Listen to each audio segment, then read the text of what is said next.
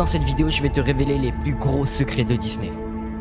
On vous cache depuis des années une réalité très sombre sur les contes de fées. Cendrillon, La Petite Sirène, Pinocchio, Blanche-Neige ou encore La Belle et la Bête ont été adaptés par Disney pour convenir aux plus jeunes.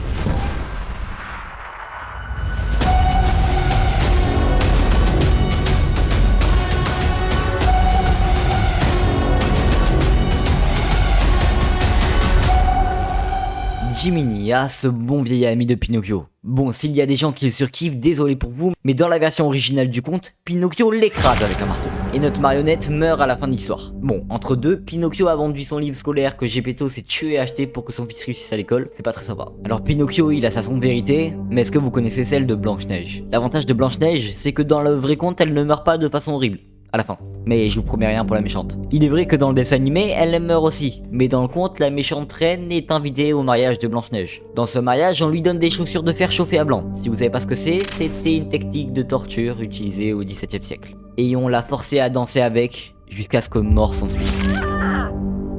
On n'oublie pas bien sûr la petite sirène qui a aussi son lot de torture. Déjà dans le conte, il est dit que les sirènes n'ont pas d'âme et ne peuvent pas donc monter au ciel. Mais c'est un détail, sauf pour Ariel.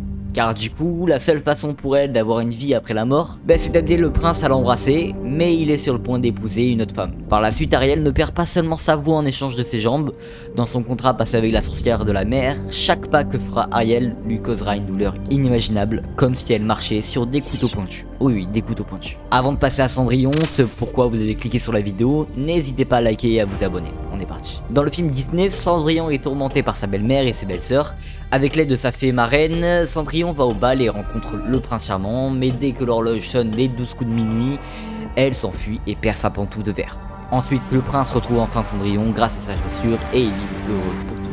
Voici la belle histoire de Cendrillon. Cependant, la vraie histoire est beaucoup plus horrible. En effet, vous le savez très bien, les belles-sœurs ont essayé de mettre la fameuse pantoufle de verre. Or, dans le conte de Charles Perrault, le vrai, la belle-mère de Cendrillon coupe les orteils de ses filles. De plus, pendant le mariage de Cendrillon, des pigeons venus du ciel arrachent les yeux des belles-sœurs et les déchiquetent.